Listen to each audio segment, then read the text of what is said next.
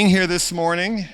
It's not our usual venue for our legislator breakfasts. It was very hard to find one, but thank you, Jamie Moore and Epsilon Spires, for coming to the rescue and giving us this space to use. Very convenient in town, and I think it works. I think it works great. So I appreciate Epsilon Spires for stepping in for us, and also for a new member, Forage and Flourish, who are responsible for the food you're eating. Really delicious, lovely to look at. I hope you're all enjoying that. She's a new member, Odell Bouchard. So we thanks to her. Before we get started, thank you.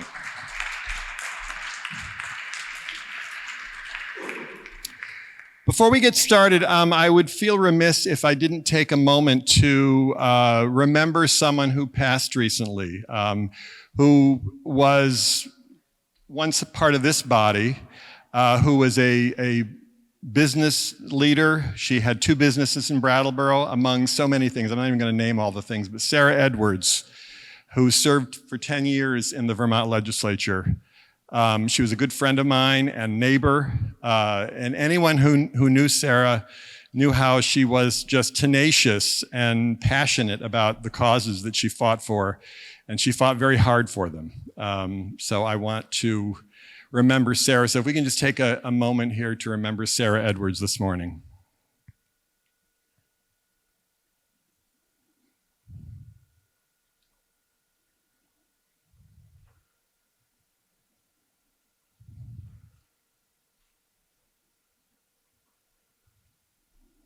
Thank you.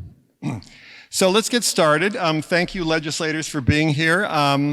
I'm going to give you each an opportunity to introduce yourself to the group and hit the high points of the things that you're working on, legislation that you think is of interest to the business community and to the private sector as well. So we can. You want to start, Laura? You're leaning out. Are you ready? You want to start? And you can speak. I think it's probably better if you speak from the mic. Just. We can, when we get to questions, though, we'll have to. Yeah, we can use this. That's fine. And then we'll. Good morning, everyone. My name is Laura Sibilia. I represent the new Windham 2 district, which is Dover, Wardsboro, Stratton, Jamaica, and Somerset. And I am the vice chair of a new committee in the House, the Environment and Energy Committee. I'm also the co-chair of the Rural Caucus in the House and of the National Guard and Veterans Affairs Caucus. This year, I have spent a lot of time with the Rural Caucus on rural capacity.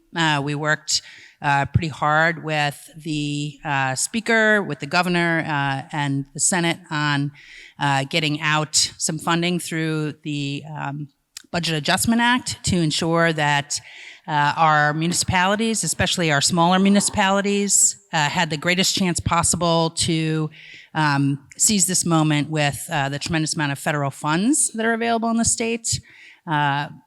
In addition, in our committee, we have spent time on a number of proposals.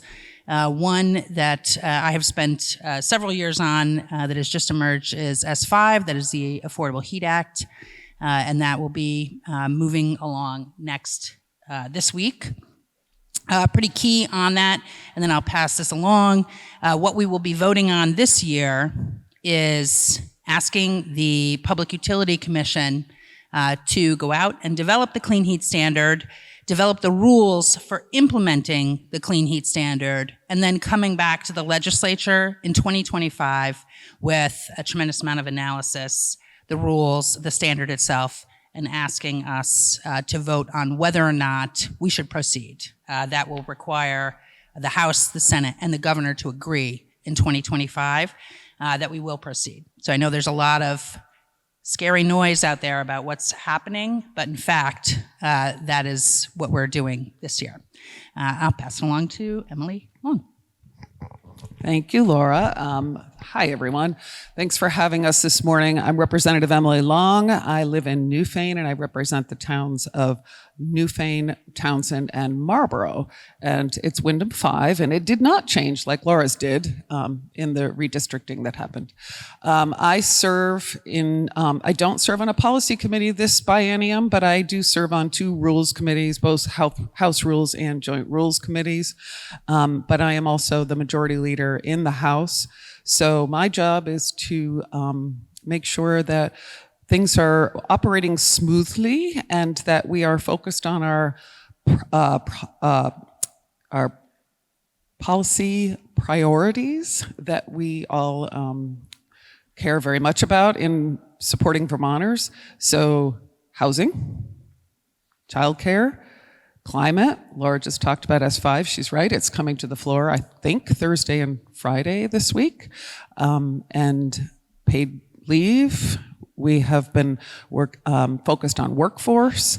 And so these are very important issues for not just us in the State House, but for all Vermonters. And I look forward to continuing the work we're doing. I'll let the rest of the delegation here, which, by the way, we are very lucky to have here in Windham County. We have one of the strongest, I think, delegations in the State House, where we work very closely together and meet regularly up there as well. So great to be back in person here today, too. So thanks. I'll pass it on to Wendy. Thanks, Emily. Wendy Harrison. This is my first term in the Senate. I live in Brattleboro, and I do appreciate the delegation. The more that I'm there, I do appreciate how wonderful it is to have such a supportive group, which I'm understanding that all the counties do not have. I serve on the Economic Development, Housing, and General Affairs Committee, and also the Institutions Committee in the Senate, and I'm on the Public Transit Advisory Commission. And I think this group would be most interested in hearing about what is happening with economic development and housing in particular. In the Senate, we worked. My committee worked on S-100, which is the omnibus housing bill that passed the Senate and is now in the House.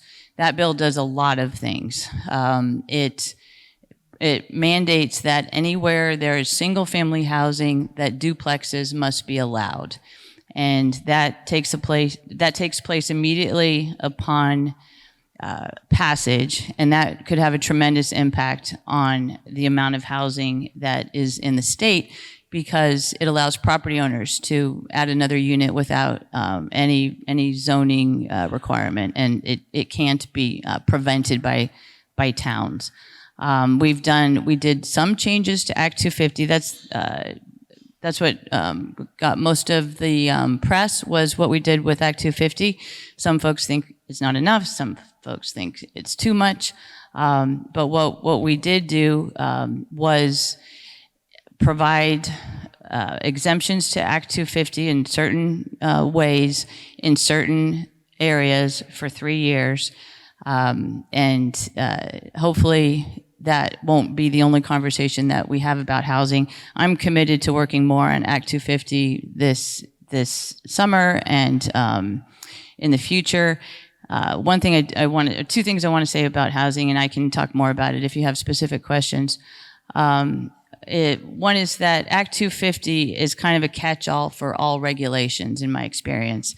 Act 250 was done in the 70s. Since the 70s, there's an immense amount of regulations that have come down from the federal government that we don't have a choice. Stormwater is a really good example.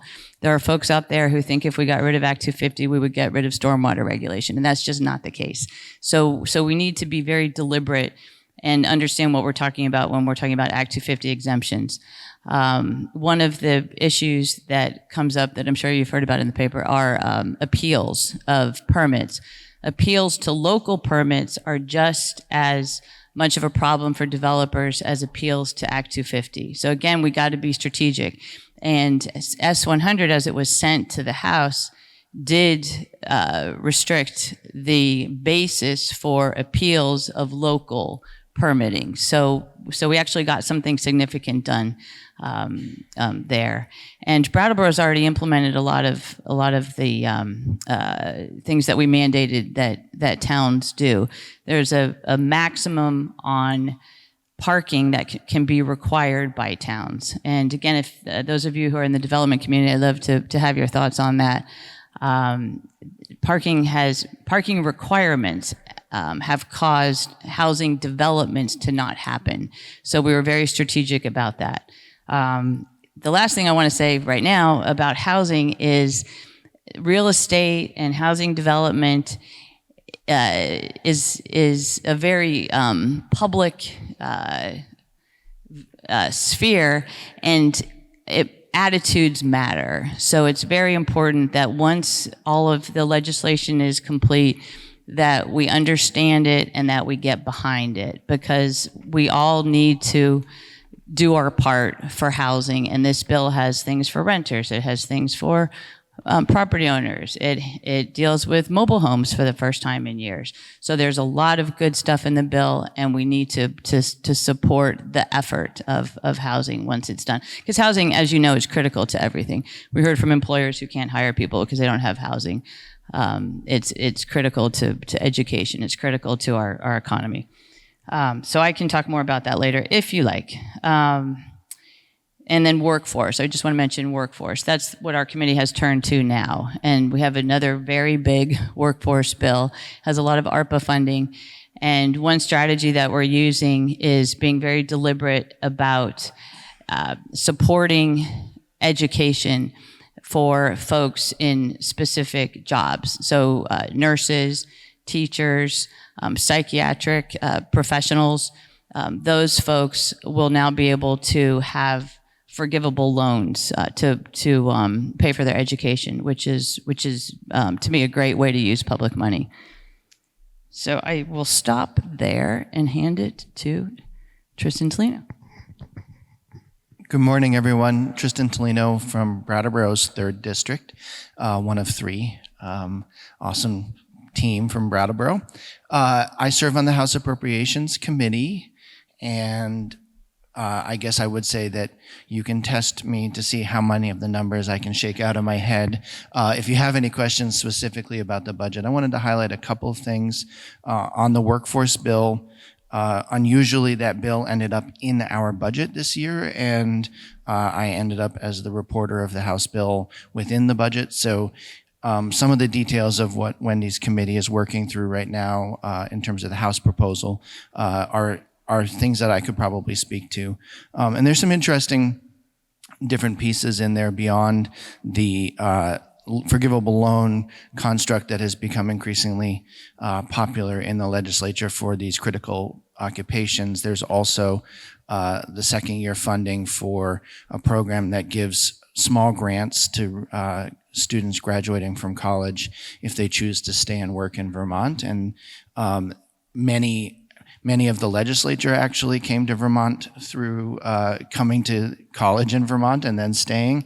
And just as an example, there are several right here, but also just by way of example, UVM has about 75% of its students that come from out of the state of Vermont, and 1/3 of those already stay after graduation. And we asked the question, if, as we look at our workforce crisis and our demographic crisis, what's the best way to recruit young people to stay? Well, people who've already made the choice to come here, lived here for 4 years and fallen in love with the place, if we can make it a little easier for them to maybe put a down payment, not down payment, but put a deposit on a rental property or something. Not enough for a down payment. The maximum is $5,000. That's an example. We also have more scholarship programs for work-based learning and other things. So there's a lot of different things in that bill. In terms of ARPA dollars, by the end of last fiscal year, we had technically appropriated all of the ARPA dollars, but state government is like everybody else. And in January, there was a 12% vacancy rate in the state employee workforce. That is twice the normal average. The administration has had a very hard time executing on a number of the programs, and I believe we're doing an assessment right now of ARPA dollars and what's gone out, but I believe that about 400 million of the 1.25 billion that Leahy secured for Vermont has actually made it all the way out. So while we've made decisions about where we think that money belongs in service to Vermont and how to get it out, the administration has not yet. And there may be some opinions among the members of your delegation as to whether or not that's entirely driven by the workforce or whether it's also a deliberate political strategy. We could talk about that if that's of interest to the group. But that is nonetheless a major impact, both for the good, because the economy is doing okay in Vermont, and we still have another 800 million in different forms of stimulus money to push out. And then also just the challenge of state government being like everyone else and being capacity constrained. And so with that, I'll hand it to Emily. But if you have any questions about workforce, I can try to field them. Good morning, everyone. I'm Emily Kornheiser. I'm one of 3 state representatives from Brattleboro. I represent everything west of Exit 2. I live off of Heinsberg Road. I'm the chair of the House Ways and Means Committee, and I am glad to be here with all of you on tax day. We have a part-time legislature. We work from January to May, 4 days a week. Most of us go up on Tuesday and come home on Friday. And in the off session, and sometimes on Mondays and Saturdays and Sundays, most of us have other jobs, so we can make this work. I work as a nonprofit consultant, and I wait tables at Tyne on Main Street. Previous to that, and I'll get around to why I'm telling you so much about my work life. I worked in early childhood development statewide in Vermont, working on making those systems work better. And before that, I did international development consulting, specifically on public-private partnerships overseas. And what I learned in working on those public-private partnerships overseas was what happens when a corporation has enough resources, financial resources, capital resources, to really be planning out 5 years, 10 years, 20 years, and be able to do that in collaboration with government. And when that happens, those businesses are able to see and to plan for how much better their business interests would be if we have strong infrastructure, strong roads, strong health services, strong social infrastructure. Because when the folks living in a community or in a country are well cared for, well educated, and have roads and governments that work, all businesses thrive. And so that long-range planning and that partnership is really what I bring into my work on the Ways and Means Committee. That I ran for office because I want government to really work and work well for all of us here. And on the Ways and Means Committee, I really see that as a promise of what we can do for collective good when we all contribute resources as we can together to build out that social and physical infrastructure. So this session, I'm particularly focused on that social side of infrastructure and some of the physical side of infrastructure that I think Representative Coffey will get to. And so I'm looking at family medical leave insurance. We worked very hard in the House on a big plan. We're sort of figuring that out as we come up on the end of the session here. But that would save businesses money, putting in much less than they would ordinarily if they were just providing benefits on their own, so that all workers in Vermont have access to paid leave. No one needs to go at it alone. Similarly, we are working on enormous investments in childcare so that everyone in Vermont knows that their children or their grandchildren or their great-grandchildren or their neighbors' kids can have what they need for both a solid early start, but also so that their caregivers are not living in a state of total stress and anxiety all the time, wondering if their kids are going to be cared for or what pickup time is, or, well, I'm sure all of you have juggled all of that stress in one way or another. But it means when we have that stress in the back of our minds about whether we'll be able to pay our bills or whether we have somewhere to sleep at night or whether we'll be able to care for our aging loved ones, when we have that stress, we can't focus on the other things we need to do. And so on the Ways and Means Committee this session, I'm really focused on that social infrastructure. Last session, I did a lot of work on restructuring our corporate taxes, and I'm happy to talk to anyone about that. We moved to a single sales tax. We put in place corporate minimums, a bunch of other work like that. We did some work on manufacturing inputs and how those are exempt from certain kinds of taxation.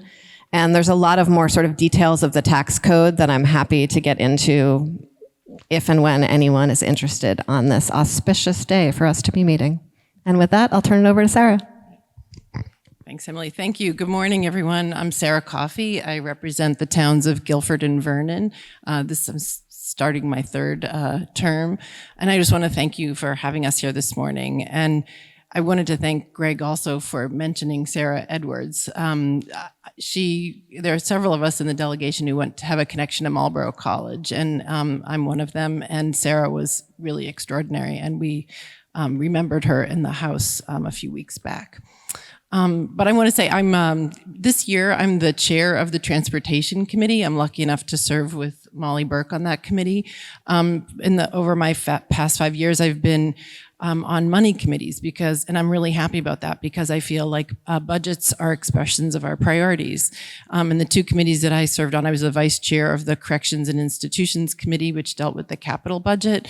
And this year, I'm the chair of transportation, and we deal with the transportation budget, which this year is an extraordinary $850 million. And this budget really impacts our state's infrastructure. So people mostly think about bridges, paving, roads, but they also support our public transportation.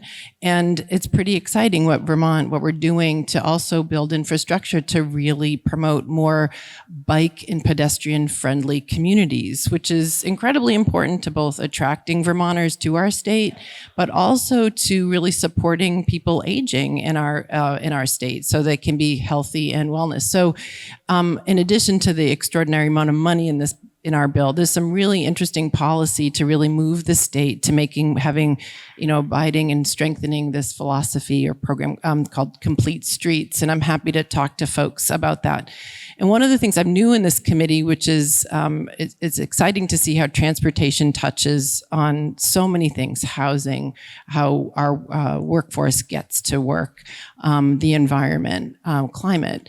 So I'm really excited to be working to really advance and continue to advance to bring Vermont's transportation structure, budget and structure into the 21st century so it's clean and affordable for Vermonters. And I'm happy to talk about all that. We have been focusing a lot on the federal dollars. In our committee, we've been focusing on the IIJA, which is the Investment Infrastructure Jobs Act that was passed in 2021 by Congress on a bipartisan vote. And it presents some extraordinary opportunities for our state. There's funding in there for our EV charging infrastructure, climate reduction, more focus on our bridges and clean water, but it also puts added stress on our revenues because with these dollars, we need to match, typically on a match of 80% in federal dollars, matched by 20% in state revenues. And our state revenues are generated through our transportation infrastructure bond, gas tax, and purchase and use tax on our motor vehicles.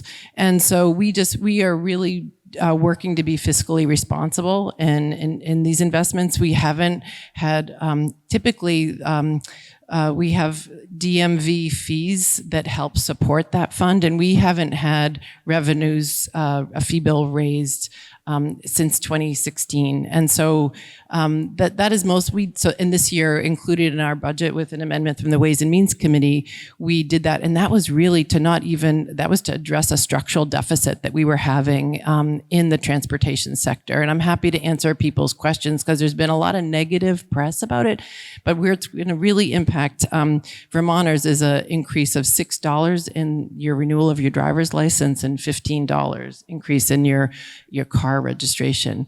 But in addition to that, we're also doing a major modernization in the Department of Motor Vehicles. It's a $26 million IT project, and IT projects are terrifying for the legislature because they usually don't go very well.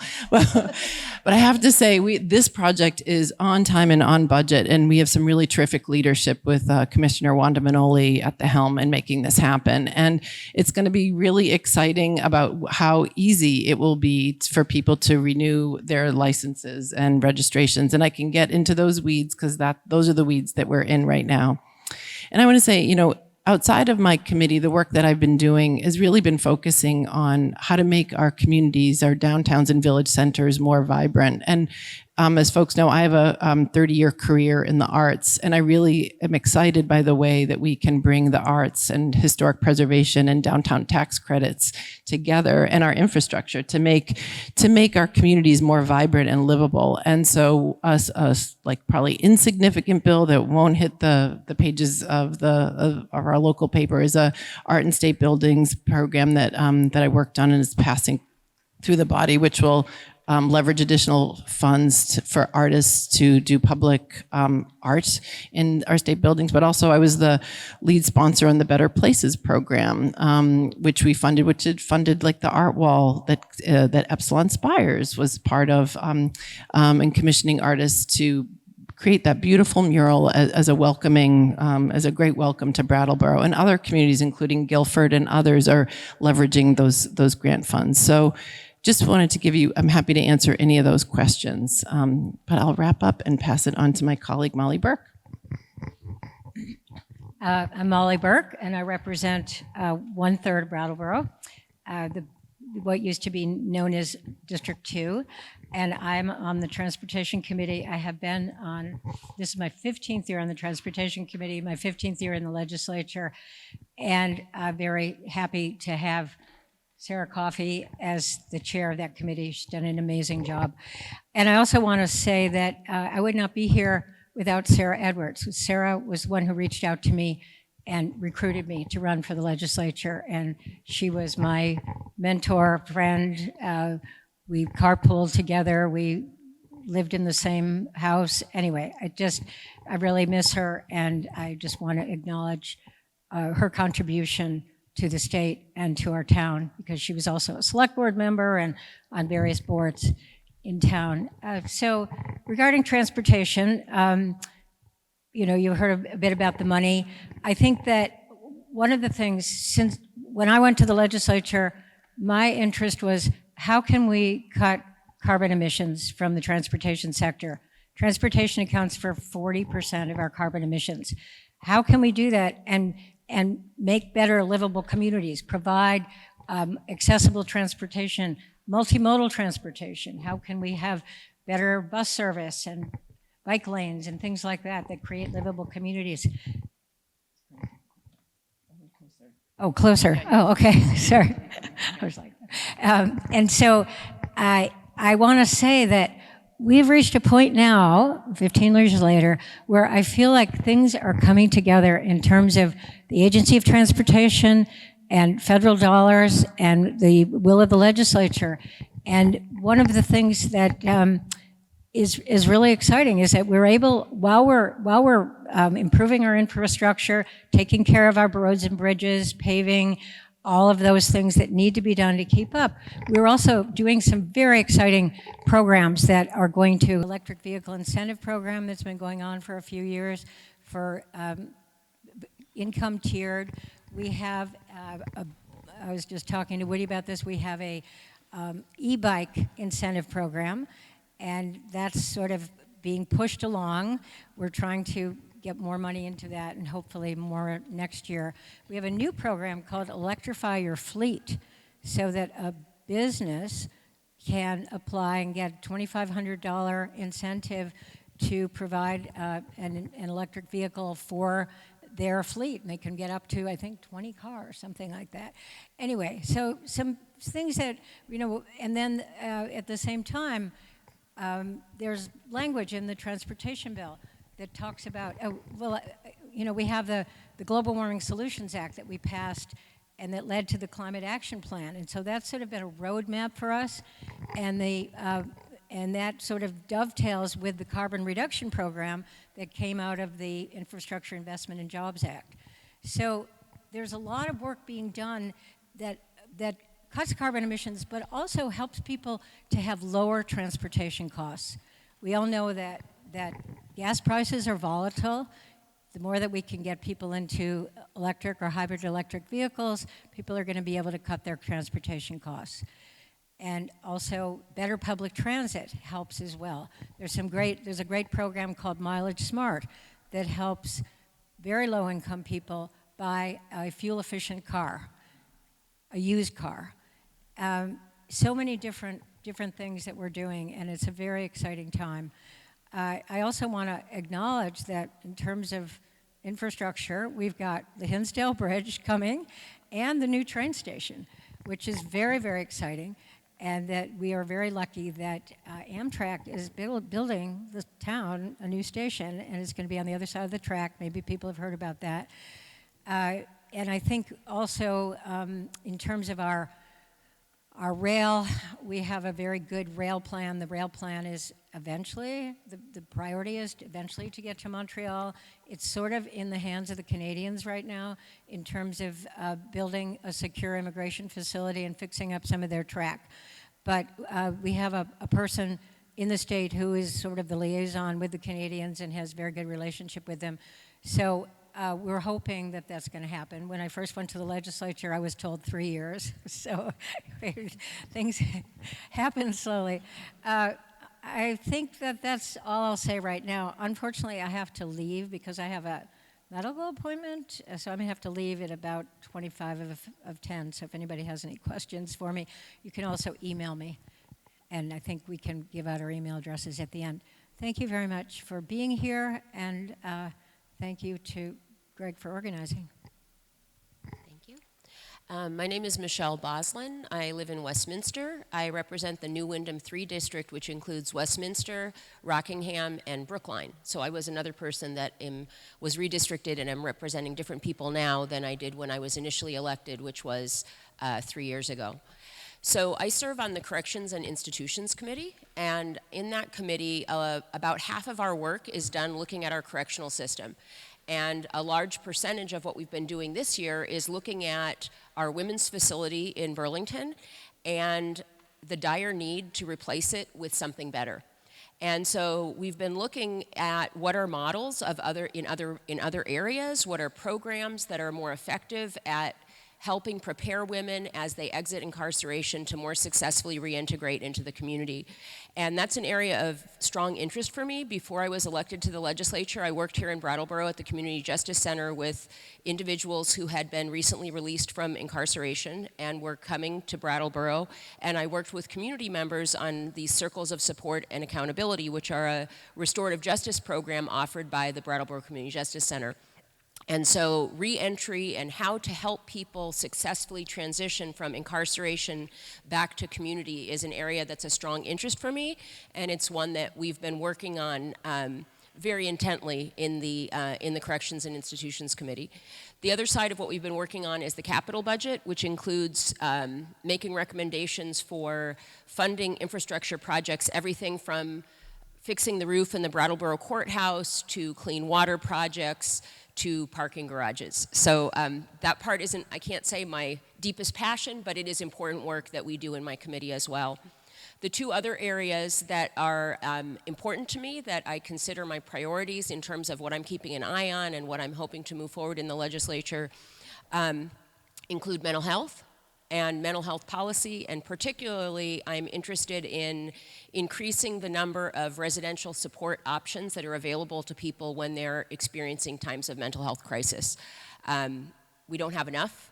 We have so many difficult challenges that we're facing here in Vermont, and I really want to increase access for folks who are struggling with mental health issues to have more supports.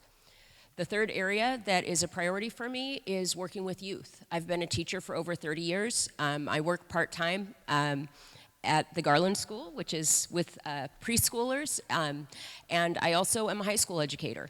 And so looking at programs that benefit our young people, everything from universal school meals, which has actually just passed the Senate, passed the House earlier this spring, working on childcare, working on access to educational environments for kids. All of those things are really important to me. So I think that's enough for now. If people have individual questions, I'm happy to talk about that. But I am hoping next year in January, it's our plan to make a recommendation about the model that we'll be using to replace the current women's facility. And our hope is that we can, as we begin to transition to a more restorative process in terms of how we prepare people who are incarcerated to return to the community, we can also learn some things that we could use in dealing with our men's population, which is about 5 times bigger than our women's population, and which we also have lots of room to modify our process with. Thanks. Thank you. Hi, everybody. My name is Nader Hashim. I'm serving my first term as one of the senators for Windham County. I previously served 1 term as a state representative with Mike Merwicki over here. And one of the questions I often get is, how do I like being in the Senate compared to the House? And I'm going to give the diplomatic answer and say that there's pros and cons to being in either chambers. I'm thoroughly enjoying my time in the Senate, but there are days I miss my friends in the House. So excuse me. I'm currently serving as the vice chair of the Judiciary Committee in the morning and as a member of the Education Committee in the afternoon. And for the past 10 minutes, I was trying to rack my brain about what in the Judiciary Committee has an overlap directly with local economies. And one of the bills that we've been working on is the liquor liability bill. And right now, Vermont actually has a insurance rating that is as bad as Alabama's insurance rating when it comes to insuring bars and taverns. And so there are, for example, a number of bars and taverns in Vermont that try to get insurance, and they're told, we can't insure you. If you were over the border in New Hampshire or New York, we might be able to, but the risk of insurance in Vermont is just too high. So, you either have to pay $60,000 a year or you don't get insurance. So we're planning to change the standard from strict liability to negligence, which, as it relates to the dram shop laws, will help in reducing the liability when it comes to getting insurance policies. Now, my other priorities in the Judiciary Committee on a higher level have to do with the intersection of mental health and our criminal justice system. We did recently pass out the Forensic Facilities Bill, which is aiming to establish a forensic facility in central Vermont, in addition to the psychiatric hospital that we already have in Berlin. And after that, we are also working on the SHIELD bill, which I'll be presenting on the floor of the Senate tomorrow. The SHIELD bill is a bill that protects access to reproductive health care and gender-affirming care in Vermont for providers, Vermont residents, and people who travel to Vermont to access that type of health care. And by way of example, right now in Texas, there's a law called SB 8, which provides a third party with a $10,000 bounty, I believe, if they are to report somebody who gets access to reproductive health care, whether it's abortions or contraceptives or anything like that. And what the SHIELD bill proposes to do is that if somebody from Texas comes to Vermont to access reproductive health care, and this third party from Texas wants to pursue that bounty, the state of Vermont is not going to release medical information of that patient. They're not going to release the information of the providers either. Now, moving on to education, as we talked about, universal school meals, that has been one of my priorities. We passed that out of the Senate committee last week. I'll be reporting that on the floor of the Senate, I believe, on Wednesday or Thursday. And, that bill, I remember last year, Michelle and I actually went to the Bellows Falls Union High School, where we met with a group of students and staff and faculty who talked about the Universal School Meals program. And we heard from a number of students about the benefits of being able to come to school without having to worry about stigma, getting a meal, and then being able to go about their day. And this goes back to another point of being able to meet people's basic needs. And when people's basic needs are met, they're able to perform much better. And so we're also looking at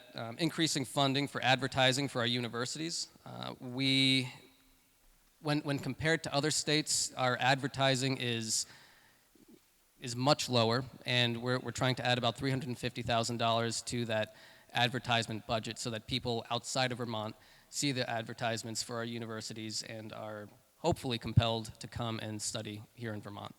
So I'll leave it at that for the sake of time, and I'll pass the mic over to Mike. Good morning, everyone. I'm going to start by honoring our recently retired colleague, Senator Jeanette White, and use her advice for public speaking, which was threefold. Stand up to be seen, speak clearly to be understood, and then sit down quickly to be appreciated. So I'll try and be as brief as everybody here. One of the things that COVID has really laid bare is how our systems are not working, not as connected as we want systems to be. Economic growth, which I assume most of the people from the Chamber of Commerce are really interested in, is connected to workforce. Workforce is connected to housing. Housing is connected to childcare. And those systems are not as robust as we need to have a robust economy, especially as we're looking ahead and hoping that the economy has a soft landing rather than the hard landing of a recession, which some people are predicting. And we need to be aware of that. And the first thing I will say is, as Tristan pointed out from his role on appropriations and Emily on Ways and Means, we balance our budget. We take care of the economy. We are good stewards of the economy, and that's the first thing we need to do to keep the economy going well. But those other things, we have to work together with the private sector as well to make happen. Housing, childcare, workforce. Some other ways that I think that are connected is some things we don't always first see. I'm a member of the Social Equity Caucus, as many are here, and the racial disparities we face in Vermont are also opportunities. And as Curtis Reed, who's not here today, has often said, but would probably if he were here, is if we really want to boost our workforce, let's do better outreach to communities of color around the Northeast, around the country. I think that's some good advice that we can continue to take, and there's that connection between racial and social justice and a strong economy. We have a lot of work to do on climate, and one of the things we want to continue to emphasize is that there are huge economic benefits and opportunities from our climate work. And the Affordable Heat Act is going to start to register that. And I want to address one thing there, because there's a lot of misinformation going out right now around that Affordable Heat Act. And the one thing I'll mention especially is we are not forcing anybody to change. We're not going to be knocking on people's door in the middle of the night and saying, you have to stop heating with oil. But we were going to let them see the economic opportunity that there is in heating differently. And I'll just give my example. For 30 years, I heated with wood, 5 cords of wood. That's what we could afford. And I could put the sweat equity into making it happen, but I started to have to buy it because I'm not as limber as I used to be to put up 5 cords every year. Wood's about $300 a cord right now.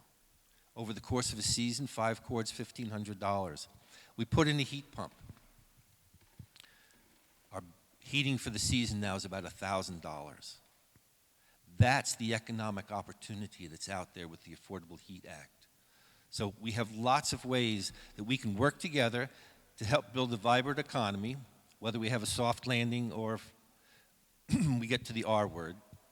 We know there's going to be some economic bumps ahead, but I think we're keeping things, keeping the budget balanced as we have to. We're trying to make investments in people and in businesses and right across Vermont. And I'm really hopeful for the future. I'll leave it with one last story about a bill that I'd worked on for several years. For 5 years, myself and several colleagues who had been working with youth heard we need a state youth council for our youth. Youth want to be heard. If we want our youth to get more invested in Vermont and stay here, we'd do well to listen to them. So it took 5 years, but we got the youth council finally moved. And one of the sticking points was We wanted to pay the kids a stipend for participating. They meet once, twice a month. All 14 counties have councils, and they meet together, and then we're supposed to listen to them. They meet with the legislature and the governor. I met with some of the kids from Brattleboro High School and junior high school. The kids had some compelling stories, and especially one of them who said to me, one of my friends said, "You want to make some money? You can help me sell drugs." He said, "I don't need it. I'm getting the stipend from the youth council. I don't need to do that." I think it's a small piece, but it's a way we can move things forward for a brighter future for our youth and for Vermont. So appreciate being here and appreciate Greg especially. Greg worked hard to pull this together, so thank you, Greg. Thank you, Mike. Thank you all. At this point, I'd like to open it up. We have about a half an hour. I'd like to open it up, questions and answers. One thing I will note, I made some old school contact sheets. Mollie mentioned being able to get in touch with her. I'll have these available in the back. Just please take one. It's got all their email and phone numbers for each of the legislators, and you can get in contact with them. Greg, I have to leave to go to work with my ear around it. So if somebody says something and I walk out, it's not anything you said. Okay. Question, yes. Thanks all for coming and acknowledging Sarah. She was amazing, a good friend, and I'm sure we all miss her a lot. I feel like we have a national crisis of accountability, and I believe election results need to be honored regardless of the party or the position. I feel like just because someone has a mental illness doesn't mean they should be allowed to make somebody else's life miserable. I believe that no matter what your role in society is, you should get equal respect and acknowledgement for your contribution. And speaking of things like that, you know, one of the places where we hold people accountable is with the DOC. Several of us have written a letter to the legislature. This is now, yeah, you remember. That was what, a year and a half ago? Yeah. There is one of you who was in charge of the committee in charge of DOC who has not responded, and now one on the committee to this letter about holding those who hold people accountable. We've had some serious problems with the probation and parole, and if those people are not accountable for treating the people in their care fairly and appropriately and constructively, the whole system breaks down. This kind of thing happens with anybody who's given a position of power and they stray outside the lines, and I've seen it happen in many places, but this is an issue of particular concern to several of us who deal with both employing and housing people who come out of jail. And we are not treated as part of the team of support for these people. So, not right now, but you guys all know, most of you know how to reach me. And the others who signed that letter, and I would like to have a bigger conversation about this later. Thank you.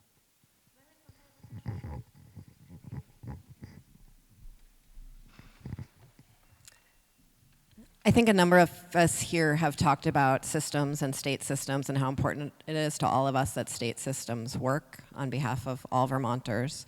I also have seen at least 4 email responses to you on this issue, Frick, traveling through all of us and going to you.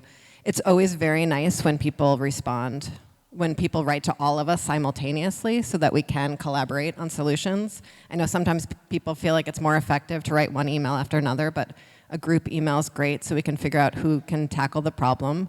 And I know that there's been a lot of work done to get your question answered, Frick, and respond to you on this.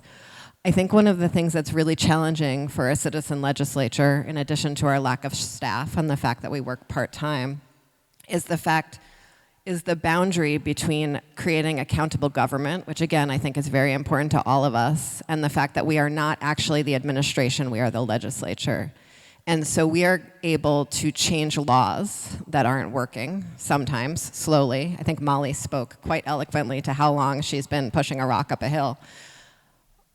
But there's a lot that is not working in our state government right now. I think everyone in this room is aware of it, and I think all of your legislators are working really hard to make the pieces of state government where the laws are perfectly fine, but the procedures and policies aren't working. And Tristan, I think, spoke to a little bit of this and how fast we're moving money out the door. Really encourage all of you. We here are your legislators. We can change the laws. We have a limited ability to hold the administration accountable when the laws are not being followed or procedures are not being followed. And we all do that regularly. It is not a core part of our work. It's not a core part of the design of our work. We would definitely need a full-time legislature and staff to do that even slightly better than we do now. But you all have the ability to call the administration just as much as we do. We have 3 branches of government, and we do our very best to hold the other branches of government accountable, but you have all of the power as well to get that done. Just to add to that, actually Wendy and I were just talking about this issue last week, and so it does remain present for the delegation, but and some of the accountability sometimes can happen in the appropriations process.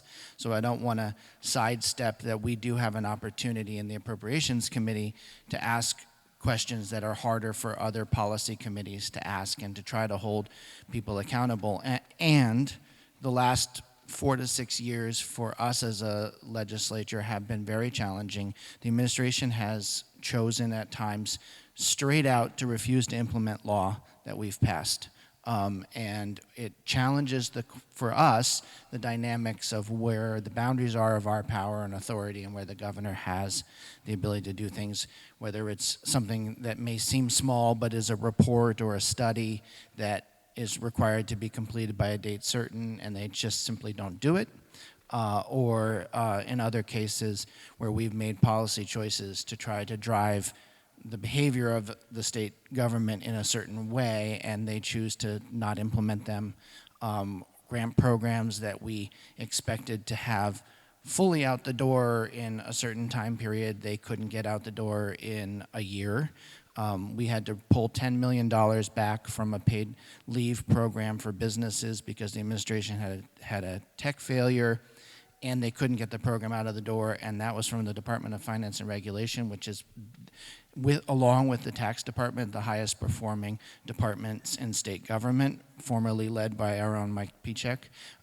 They're highly competent and they couldn't get that program out the door.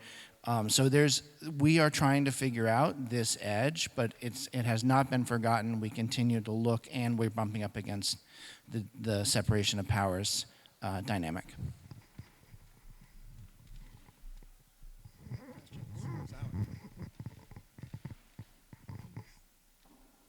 Sally Fagley, Wyndham Property Management. In March, the voters of Brattleboro rejected Article 2, which proposed a ban on no-cause evictions. However, the towns of Winooski and Essex passed similar proposals. So I would like to hear from each and every one of you what your position is with regard to a statewide ban on no-cause evictions.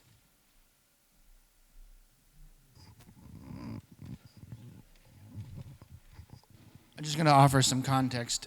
If we do take a vote on those 2 charter changes, those will be local charter changes. They will not apply to other municipalities, and so there isn't currently in front of us a decision or anytime soon for any kind of statewide just cause eviction standard, as far as I know. I'm looking around. So we can all go through and say, but we literally haven't taken any testimony on it or addressed it. And the way that we would address it would be in the context of very local crafted decisions about it. I would say for me personally, and I don't know if others want to say, if it's well done, I would support it. I'm not sure of the language, and there's really important distinctions, whether it has other kinds of controls on it, but or I don't want to get into the details, but there's just many different details that go into a statewide policy. I'm not opposed in principle to just cause eviction. It would need to be the right one for me to vote for it, but it is not in front of us now and won't be. Even if we vote on the Winooski and, what was the other one? Essex, thank you. Even if we vote on those. And also, many rental properties are currently under just cause eviction because of federal housing policy. So it's not actually, wouldn't even be new to those communities or ours, because those are part of the laws of all of the federally funded housing projects. And Wyndham Windsor, for example, has to operate under that policy already. So it's not that new. But I'll let you navigate if you want to put us all on the spot. Yeah, just with charter changes, I typically will vote with the town. There have been some brought forward that I didn't care for the policy myself, but because it had been voted on and decided on by the voters in that town and would only be applicable to that town, I tend to support the town in that. I would echo Representative Tolino in that this proposal, a statewide proposal, is not in front of us, and I can't say how I would vote until I would see language, which is incredibly important. So.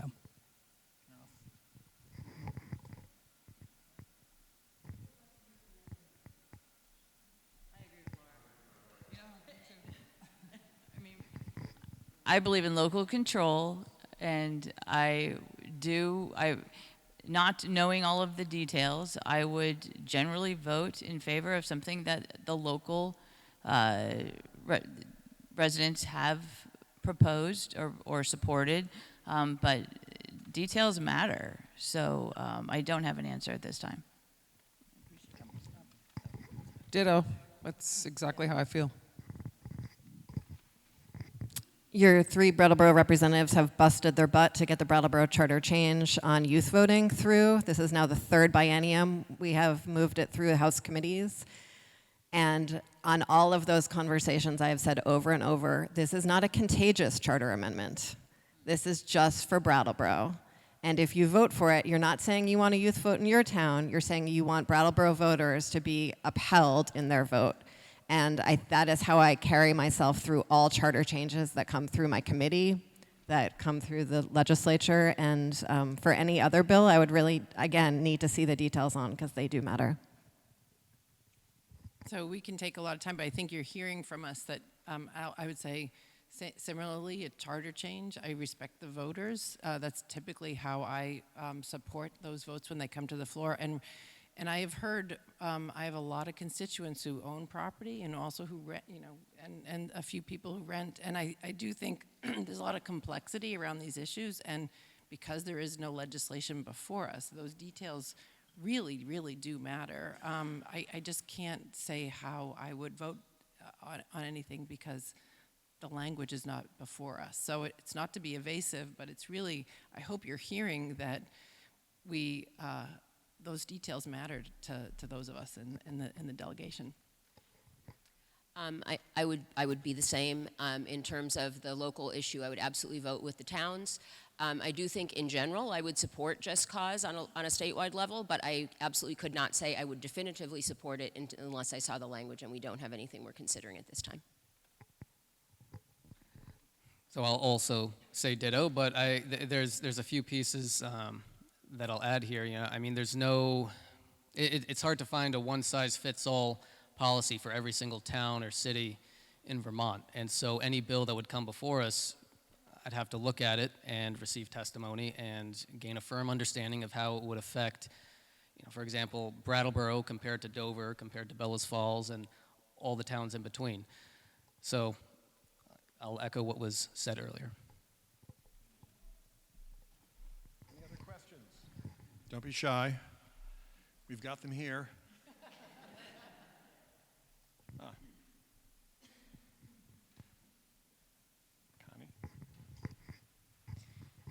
Hi, I'm Connie Burton. I live in Guilford and I own Burton Car Wash here in Brattleboro. Something that has long bothered me is that people who need public assistance run up against very hard times in trying to get off public assistance, even if that's what they really want. Because when their income gets to a certain level, they're just cut off totally from everything. And, you know, so what's the incentive? I don't know whether you folks pass the laws that govern that, whether that's in some of the state departments that they make those laws or that they make those regulations. But I'm just wondering, is there anything that you folks can do that would make it easier for somebody to be weaned off public assistance?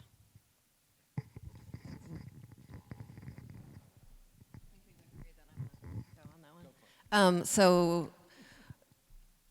that's often described as the benefits cliff, and recently we've been talking about the benefits trough because that's also part of the issue. And so a big part of the work I do in the legislature is working with our joint fiscal office to model both how our policies overlap with each other, but how they impact people at various income scales across our state. And so we've been doing a lot of work on that to make sure that as new social policies come through our committees, we're creating a very, very smooth curve in a graph, and that we're not having a kickoff or a cutoff point for folks. We did a lot of work on welfare reform last biennium, actually, and did a lot to smooth that curve for Reach Up. And there's a program called Reach Ahead now that's been strengthened that provides cash assistance when people go to work after that. I've described in my initial remarks a lot of the more robust social service programs that we're developing, such as family medical leave insurance and moving childcare affordability to something that will impact folks even up to 600% of the federal poverty line. That's around $150,000 a year. And so we're doing a lot of work in Vermont right now because of exactly what you described to really we have a lot of social benefits and tax benefits for folks who make more than $200,000 a year, right? And we have a lot for folks who make less than, say, $25,000 a year. But smoothing that curve from $25,000 a year to $200,000 a year is a really important part of our work. And I'd say the two places we're doing it the strongest right now are on family medical leave insurance and on affordable, accessible childcare. So yes, totally agreed. And we are working on that. And it's just making those graphs work right.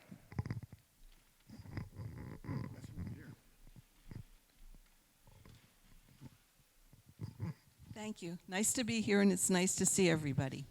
I have a quick question. How many of you, by a show of hands, have ever attended the Older Vermonter Caucus on Wednesdays at noon at the State House or on Zoom? Okay. I really want to invite every one of you to at least show up once, because everything you guys are working on has a very direct impact on people who are trying to age successfully here in Vermont.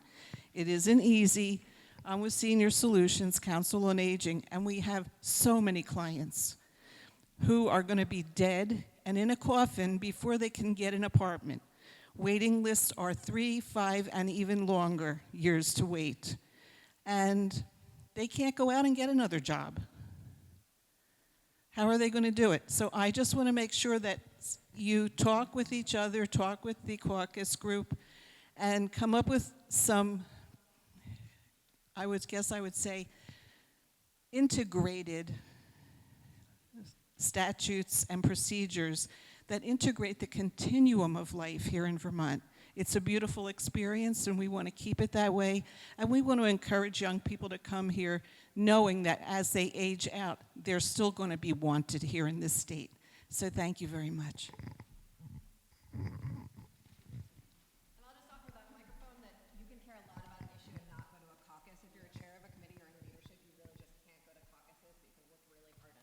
Right. It is a good suggestion to just go once, and so I will.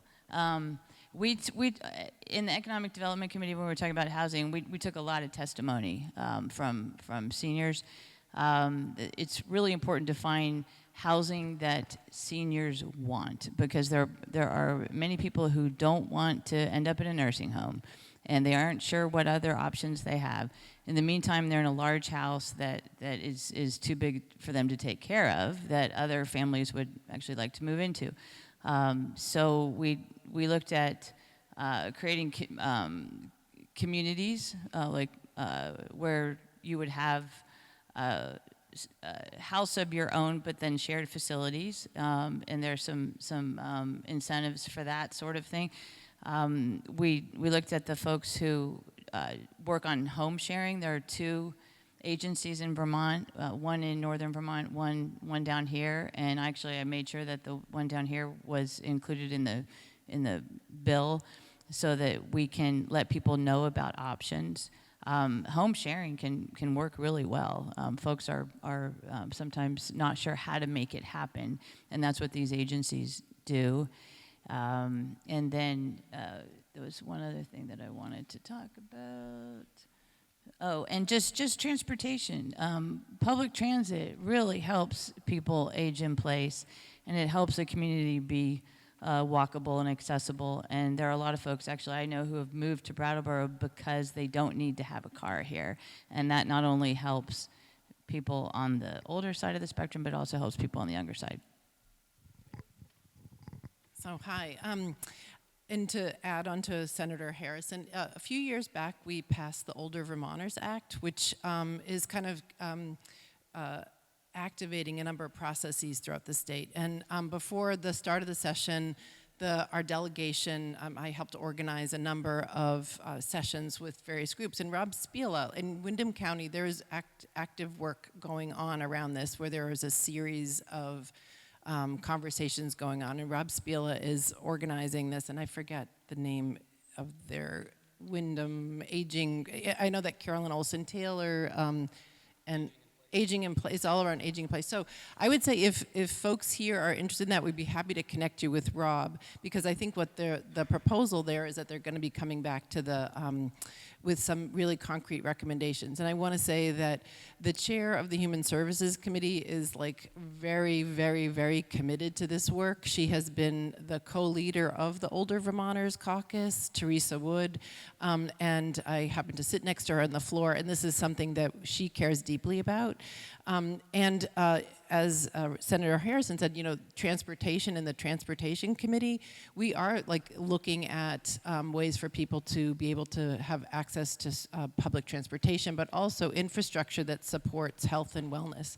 And I want to say, as a chair of a committee, I can't always go to the caucuses, but if there are folks here who want to come in and testify on legislation that we're working on, I welcome the email or the ask. So because we for example, in our committee, we heard extensive testimony from AARP about the benefit of complete streets. And so we do, it might not always be legible how we're bringing that work into our work, but we are weaving those conversations into our work. And I just welcome you to reach out anytime.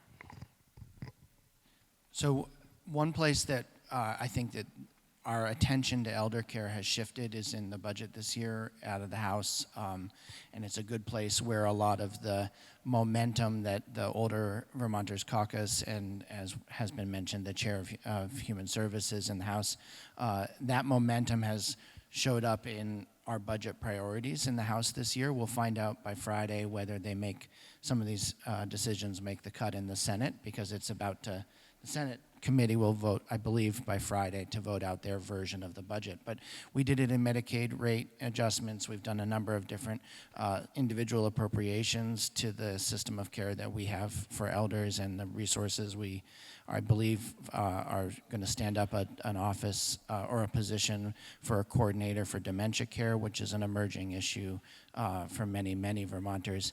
And also the paid family leave insurance plan would be transformative. I know 5-6 years ago, when my father-in-law, Don Webster, had a stroke, my wife had to lose a significant amount of her income for the summer to support her mother through that crisis. And with the proposal that we have, that would have been a completely different experience for her, for sure.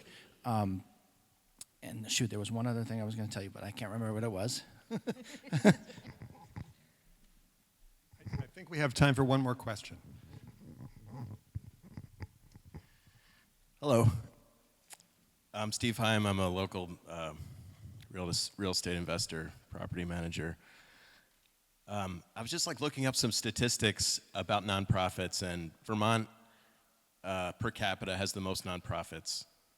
And Windham County, I think, has the most in the state of Vermont.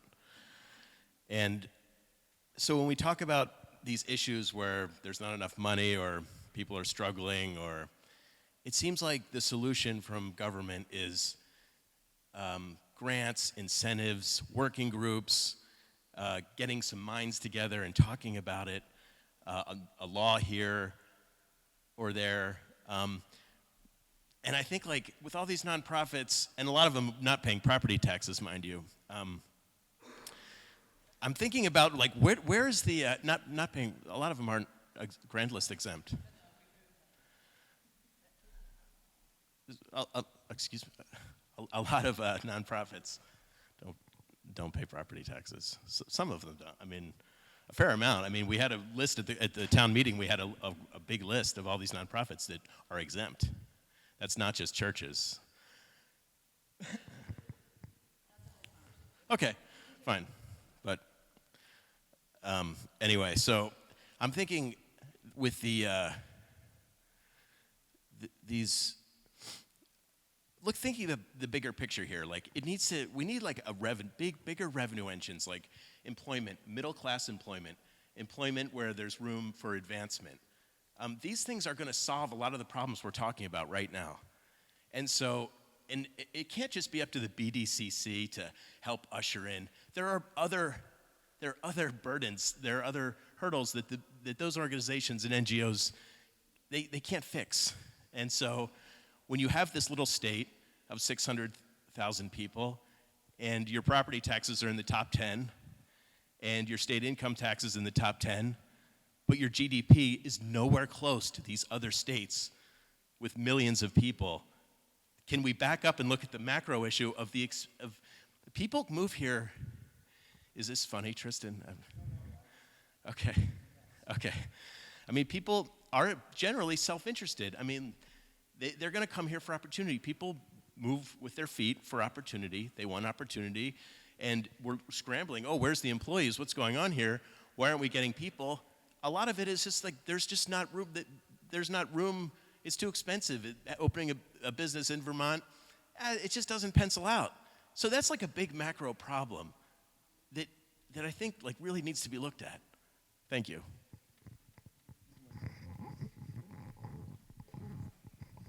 That is a big macro problem.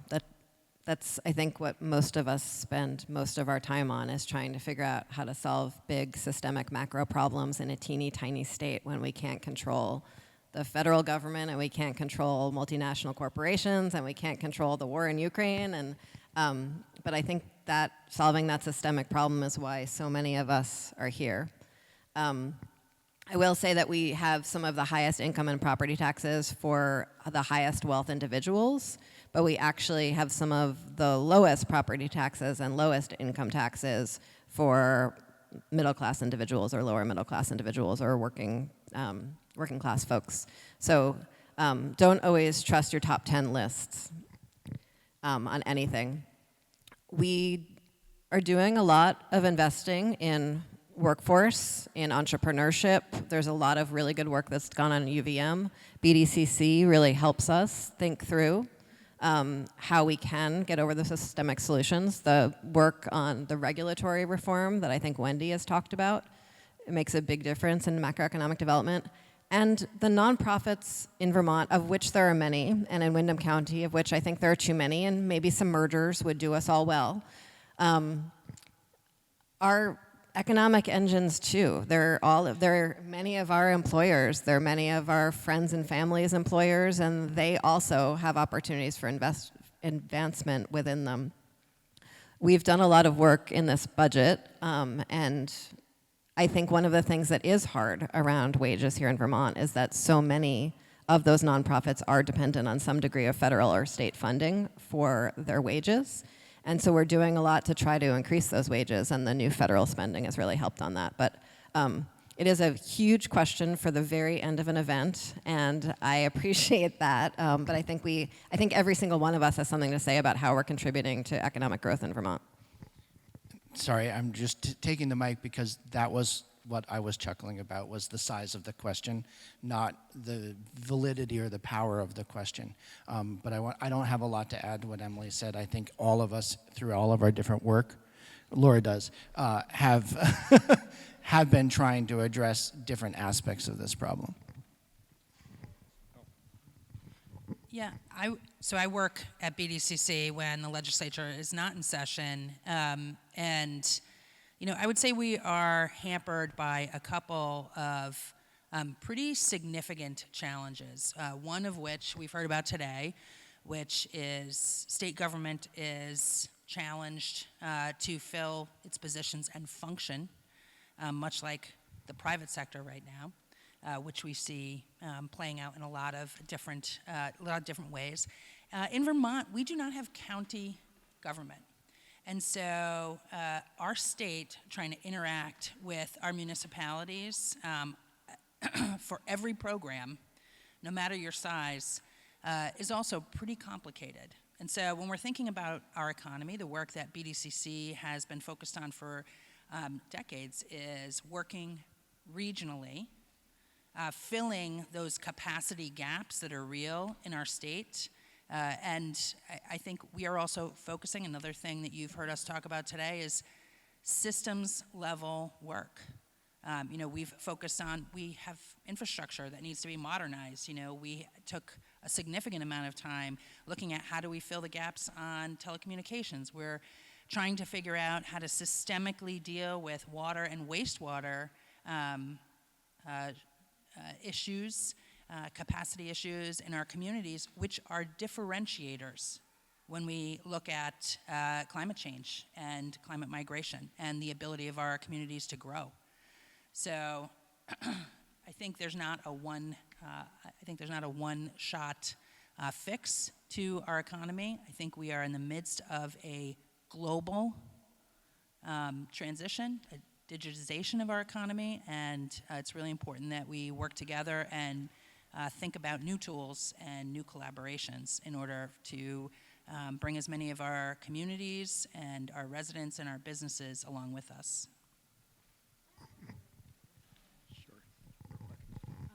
I just want to speak to something that actually Mike brought up earlier, which is the word recession.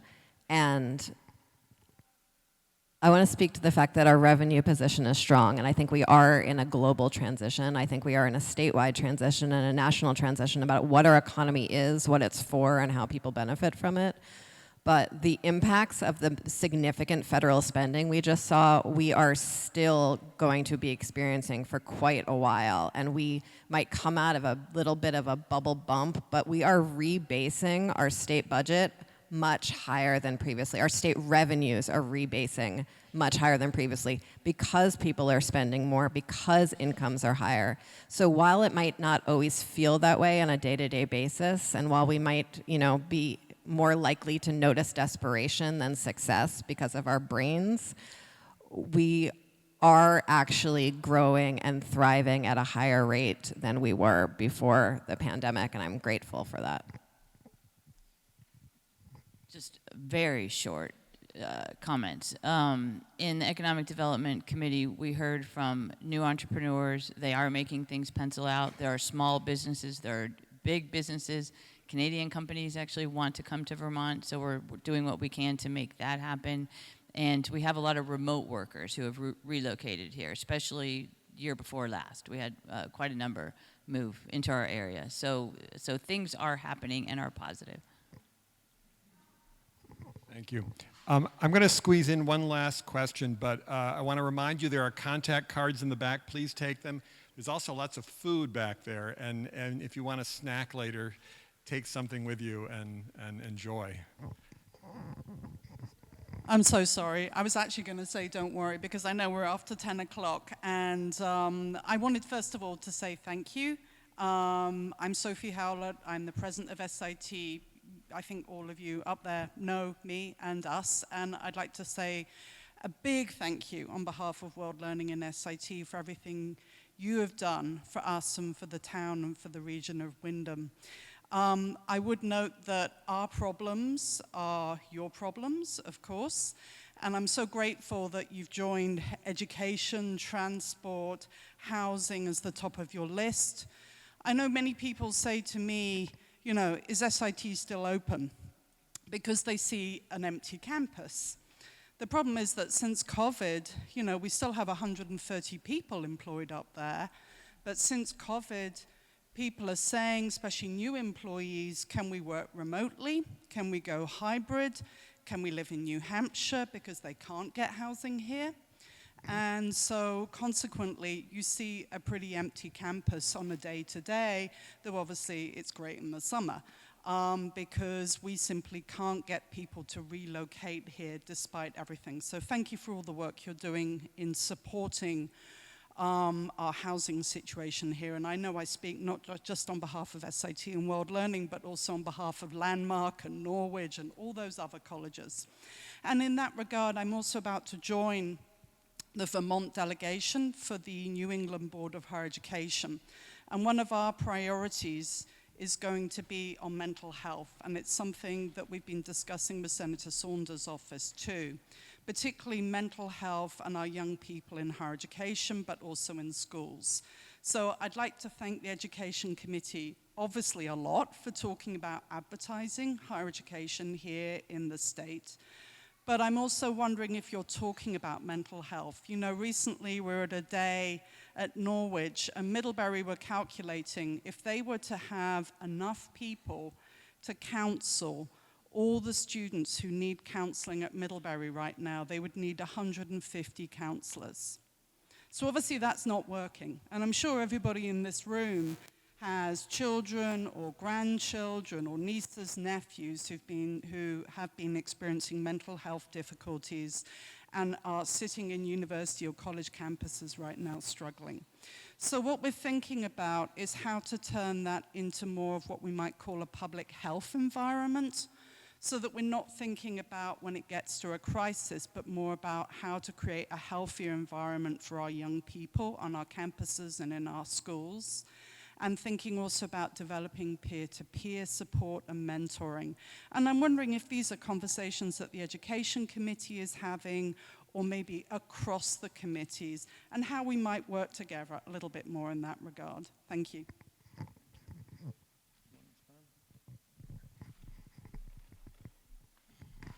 Thank you for that question. So when we definitely have been talking about mental health as it relates to primarily children, and what we heard about at the beginning of the session from teachers primarily was that a lot of the children who entered the school system, generally through grades K through 4 during the COVID pandemic, are the children who are experiencing, you know, the highest instances of mental health challenges, and those challenges also have an effect on the teachers and the staff of schools, and it's this sort of feedback loop where, you know, teachers also start getting stressed out, and, you know, they're also not getting paid enough, and they're experiencing a number of challenges in the classroom, and then it becomes more challenging to find teachers because they go elsewhere. And one of the things that we grappled with was, all right, you know, how do we start embedding more therapists and psychologists in schools to provide mental health services, you know, and then, you know, where will that money come from, and then, you know, what other basic services do we start providing in our schools? And that is a conversation that we're trying to figure out, is that something that belongs in schools, or do we provide those investments in other areas so that children will have access to them? So that's what we're trying to grapple with in the Education Committee, but we're also focusing on, you know, universal school meals was one of the things that we started with, as well as school construction. And, you know, what we also heard was that when kids don't have their basic needs met, that also contributes to the mental health challenges. And there are a number of schools in Vermont that have leaking roofs, that have, you know, we heard one example of a classroom that sits right beneath the plumbing in the school, and so every time somebody flushes the toilet, they hear everything running through the pipes, and when you have a classroom full of fourth graders, you know, it's going to be hard for them to listen in and pay attention when that's happening. So there are a number of challenges that our schools are facing, and we have been talking about mental health in the Senate Education Committee.